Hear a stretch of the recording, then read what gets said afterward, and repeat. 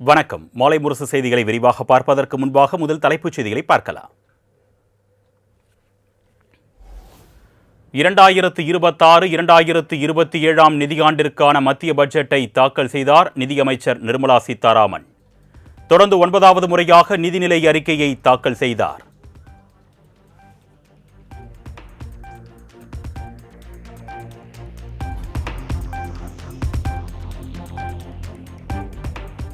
தனிநபர் வருமான வரி விகிதத்தில் எந்தவித மாற்றமும் இல்லை. பழைய வருமான வரி விகிதமே தொடரும் என்று மத்திய நிதியமைச்சர் நிர்மலா சீதாராமன் அறிவிப்பு.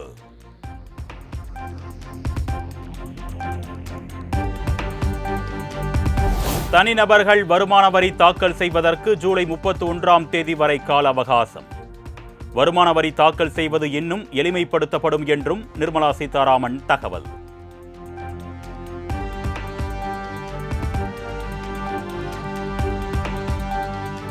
திருத்தப்பட்ட வருமான வரி கணக்கு தாக்கல் செய்வதற்கு மார்ச் 31ஆம் தேதி வரை அவகாசம் நீட்டிப்பு. வருமான வரி சார்ந்த தரவுகளை மறைத்தால் 100% அபராதம் விதிக்கப்படும் என்றும் நிதியமைச்சர் நிர்மலா சீதாராமன் அறிவிப்பு.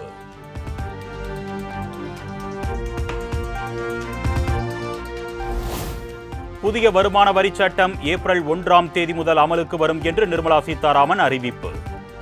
வெளிநாடு வாழ் இந்தியர்களுக்கான அசையா சொத்து விற்பனை மீதான வரி குறைக்கப்படும் என்றும் தகவல்.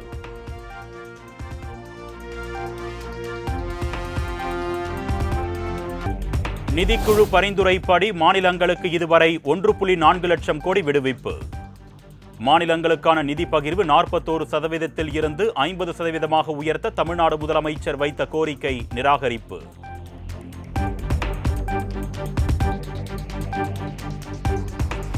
சென்னை பெங்களூரு, சென்னை ஹைதராபாத் இடையே அதிவேக ரயில்வே வழித்தடம் அமைக்கப்படும் என்று நிர்மலா சீதாராமன் அறிவிப்பு. நாடு முழுவதும் மேலும் 7 வழித்தடங்களில் அதிவேக ரயில்வே வழித்தடம் அமைக்கப்படும் என்றும் தகவல்.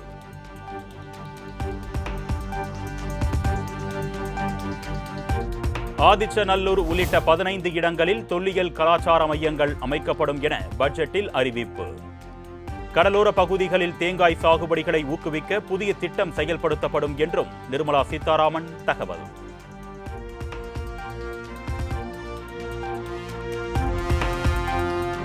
பழவேற்காடு ஏரியில் பறவைகளை கண்காணிப்பதற்காக 3 புதிய கண்காணிப்பு கோபுரங்கள் அமைக்கப்படும். பழவேற்காடு ஏரியில் பறவைகளை பார்வையிடும் சுற்றுலாவை ஊக்குவிக்க புதிய திட்டம் அறிமுகப்படுத்தப்படும் என்றும் நிர்மலா சீதாராமன் அறிவிப்பு.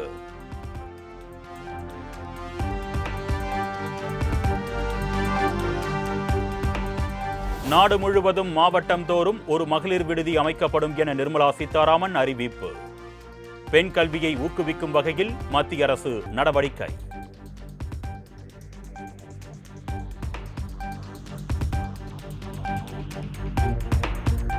மகளிர் சுய உதவிக்குழு பெண்களுக்கு ஷீமார்ட் என்ற பெயரில் கடைகள் அமைக்கப்படும்.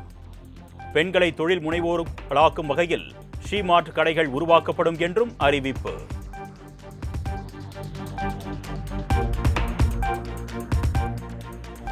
இந்தியாவின் முக்கிய பகுதிகளில் புதிய மெகா ஜவுளி பூங்காக்கள் அமைக்கப்படும். மூலதன செலவுக்கான தொகை 12.2 லட்சம் கோடியாக உயர்த்தி அறிவிப்பு. ஆயுர்வேதத்திற்காக 3 புதிய கல்வி நிறுவனங்கள் உருவாக்கப்படும் என அறிவிப்பு. ஆயுர்வேத பொருட்களை அதிக அளவில் ஏற்றுமதி செய்வதற்கு முன்னுரிமை அளிக்கப்படும் என்றும் நிர்மலா சீதாராமன் தகவல்.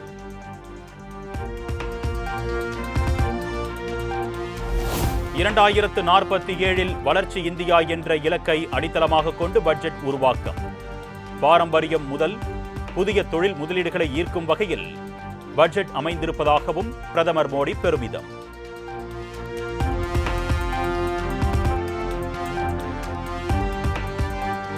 நாட்டில் பெண்கள் முன்னேற்றத்தை மனதில் கொண்டு பட்ஜெட்டை தாக்கல் செய்துள்ளார் நிதியமைச்சர் நிர்மலா சீதாராமன். வேலைவாய்ப்பு மற்றும் தொழில்துறை முன்னேற்றத்தில் அதிக கவனம் செலுத்தப்பட்டிருப்பதாகவும் பிரதமர் மோடி பெருமிதம்.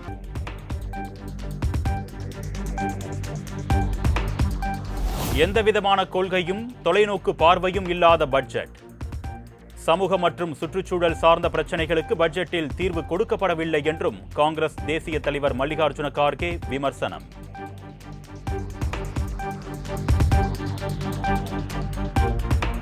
மத்திய அரசின் பட்ஜெட்டில் பெண்கள், விவசாயிகள் மற்றும் கல்விக்கு முன்னுரிமை வழங்கப்படவில்லை.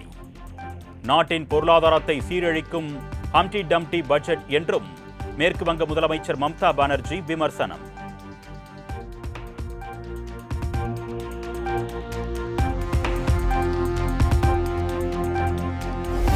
அடுத்த 5 ஆண்டுகளில் ரேடியாலஜி, அனஸ்தீசியா உள்ளிட்ட 1 லட்சம் மருத்துவ பணியாளர்களை உருவாக்க திட்டம்.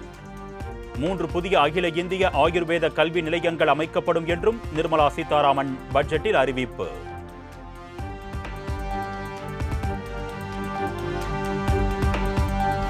வெளிநாட்டு முதலீடுகள் மற்றும் வெளிநாட்டில் வாங்கும் சொத்துக்கள் குறித்து அரசுக்கு தெரிவிக்க 6 மாத கால அவகாசம் வழங்கி அறிவிப்பு. வெளிநாடு சுற்றுலா பேக்கேஜுகளுக்கு 2% வரி குறைக்கப்படும் என்றும் நிர்மலா சீதாராமன் தகவல்.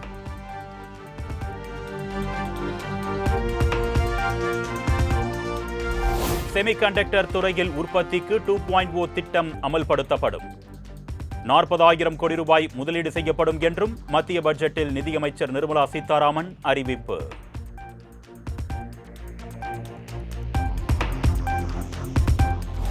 அடுத்த 5 ஆண்டுகளில் நாடு முழுவதும் 20 புதிய நீர்வழித்தடங்கள் அமைக்கப்படும். கட்டமைப்பின் போது ஏற்படும் பாதிப்புகளை சரி செய்ய உறுதி நிதி அறிமுகப்படுத்தப்படும் என்றும் அறிவிப்பு.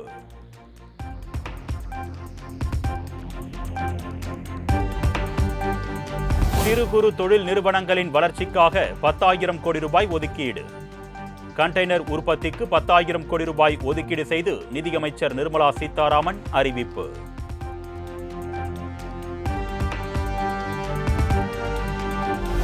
உயிரி மருத்துவத்துறைக்கு 10,000 கோடி ரூபாய் ஒதுக்கீடு.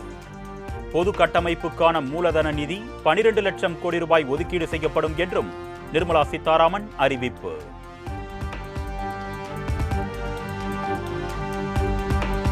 புற்றுநோய் சிகிச்சைக்கு பயன்படுத்தப்படும் 17 மருந்துகளுக்கான சுங்கவரி முற்றிலும் நீக்கம்.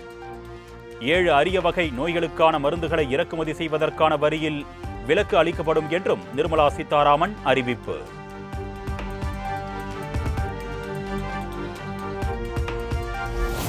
தமிழ்நாடு, கேரளா, ஒடிஷா மாநிலங்களில் அரிய வகை தாதுக்களுக்கு வழித்தடம் அமைத்து ஆராய்ச்சி நடத்தப்படும். பிளாக் அண்ட் பிளே மாடலில் 3 மாநிலங்களிலும் ரசாயன பூங்காக்கள் அமைக்கப்படும் என்று நிர்மலா சீதாராமன் அறிவிப்பு. Permanent magnets was launched in 2025 November. We now propose to support the mineral-rich states of Odisha, Kerala, Andhra Pradesh and Tamil Nadu to establish dedicated rare earth corridors to promote mining, processing,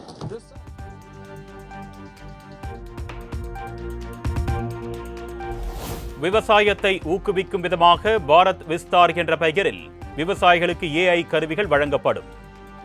மாற்றுத்திறனாளிகளுக்கான உபகரணங்கள் தயாரிப்பில் AI தொழில்நுட்பம் பயன்படுத்தப்படும் என்றும் பட்ஜெட்டில் அறிவிப்பு.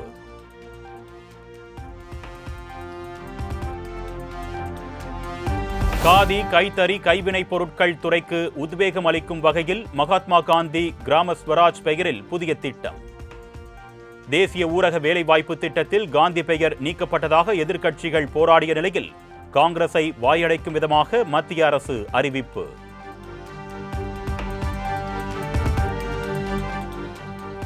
தமிழ்நாட்டில் பொதிகை மலையில் சுற்றுச்சூழலுக்கு ஏற்றவாறு மலையேற்ற திட்டங்கள் செயல்படுத்தப்படும்.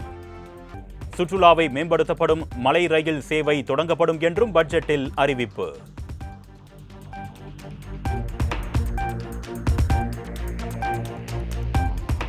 நரேந்திர மோடி தலைமையிலான 12 ஆண்டுகால ஆட்சியில் மத்திய அரசின் சீர்திருத்த நடவடிக்கையால் 25 கோடி பேர் வறுமையில் இருந்து மீட்பு. நாடாளுமன்ற பொது பட்ஜெட் தாக்கலில் நிர்மலா சீதாராமன் பெருமிதம்.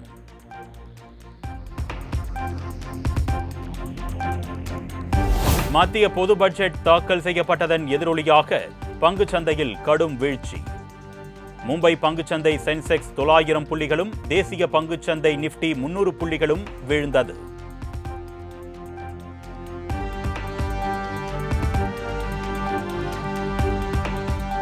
வரலாற்றிலேயே முதன்முறையாக ஞாயிறன்று பட்ஜெட் தாக்கலில் 1 மணி நேரம் 25 நிமிடங்கள் வாசித்த நிர்மலா சீதாராமன் கடந்த ஆண்டு 1 மணி நேரம் 15 நிமிடங்கள் வாசித்த நிலையில் நடப்பாண்டில் கூடுதலாக 10 நிமிடங்கள் வாசிப்பு.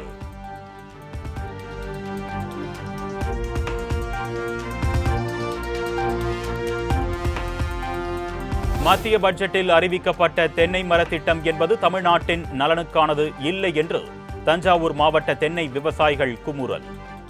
தேங்காய்க்கு உரிய விலை கிடைக்காததற்கு மத்திய அரசு இதுவரை விலை நிர்ணயம் செய்யாத நிலையில் இது எப்படி சாத்தியம் என்றும் கேள்வி. சொல்லியிருக்கீங்க. இந்த டெல்டா மாவட்டத்தில் இருக்க தென்னை இருக்கின்ற விவசாயிகள் தலையில துண்டை போட்டு குந்திருக்காங்க. அவங்களுக்கு கட்டுப்படியான விலை இல்லையே, நம்ம என்ன பண்ண போறோம்னு. நீங்க அரசு தென்னையை கொள்முதல் நாங்களே பண்ணிக்கிறோம், மத்திய அரசு எங்களுக்கு நாங்க விற்பனை வாங்கிக்கிறோம் அப்படின்னு சொல்லி இருந்தா கூட நாங்க ஏற்கிறோம். எந்த ஒரு திட்டமும் இல்லாம நீங்க விவசாயிகளை ஒரு தமிழகத்தில் இருக்கின்ற ஒரு நிதியமைச்சர் விவசாயியே கண்டுபிடிக்காம கார்பரேட் கம்பெனிக்கு மட்டும் நீங்க துணை போறது வன்மையாக கண்டிக்கப்படுகிறது. அதனால இந்த பட்ஜெட் ஏமாற்றும் பட்ஜெட், விவசாயிகள் வயிற்றில் அடிக்கின்ற பட்ஜெட்டாக இருக்கின்றது.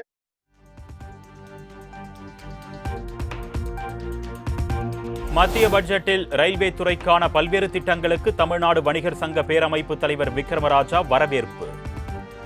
ரயில் தடங்களை விரிவுபடுத்த வேண்டும் என்றும் மத்திய அரசுக்கு கோரிக்கை. சாமானிய வணிகர்கள் பாதிக்கப்படாத வகையில் ஜிஎஸ்டி வரி விதிப்பு 4 கட்டத்தை 2 கட்டமாக குறைத்திருக்கிறது. அதே அடிப்படையில் சட்ட விகிதம் எதையும் மாற்றப்படவில்லை. சட்ட விகிதத்தை எளிமைப்படுத்திடவே ரயில் திட்டத்தை அறிவித்திருக்கிறார்கள். அதை தமிழ்நாடு வணிகர் சங்க பேரவை வரவேற்கிறது. ரயில் தடங்களை இன்னும் விரைவுபடுத்திட வேண்டும் என்பதை பேரமைப்பு வலியுறுத்துகிறது.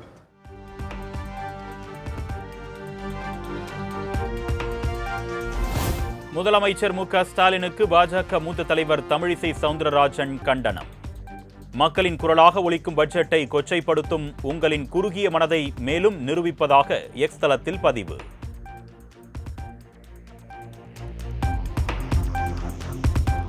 சென்னை திருவொற்றியூர் நெடுஞ்சாலைக்கு வள்ளலார் நெடுஞ்சாலை என பெயர் சூட்டப்படும். பிப்ரவரி 15ஆம் தேதி சென்னை கீழ்ப்பாக்கம் ஏகாம்பரநாதர் பள்ளி வளாகத்தில் அனைத்துலக வள்ளலார் மாநாடு நடத்தப்படும் என்றும் முதலமைச்சர் மு.க. ஸ்டாலின் அறிவிப்பு.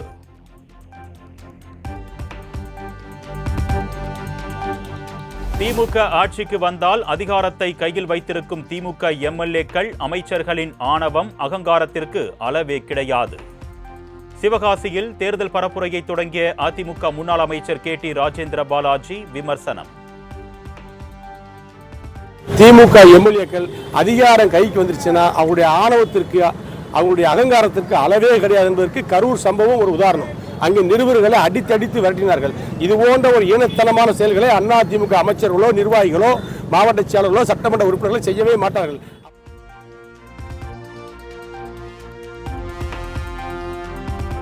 டிராக்டர் மீது மோதுவதை தவிர்க்க சாலையோரத்தில் இருந்து வீட்டை இடித்து தள்ளிய அரசு பேருந்து. திருத்தணி அருகே நடைபெற்ற சம்பவத்தில் பாதிக்கப்பட்டவர்கள் அரசு போக்குவரத்து அதிகாரிகளுடன் வாக்குவாதத்தில் ஈடுபட்டதால் பரபரப்பு.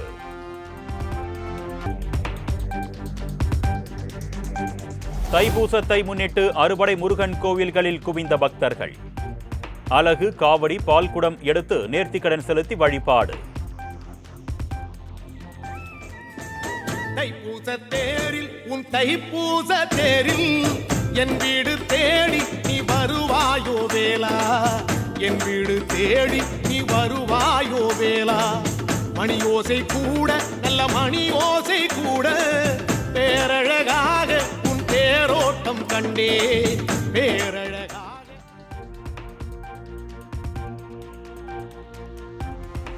தென்காசி மாவட்டம் தோரணமலையில் தைப்பூச திருவிழா கோலாகலம்.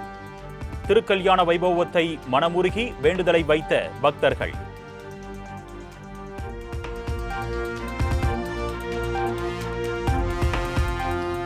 தைப்பூச திருநாள் ராமலிங்க அடிகளாரின் நினைவு தினத்தையொட்டி வடலூர் வள்ளலார் சத்தியஞான சபையில் ஜோதி தரிசனம். ஆயிரக்கணக்கான பக்தர்கள் மனமுருகி தரிசனம்.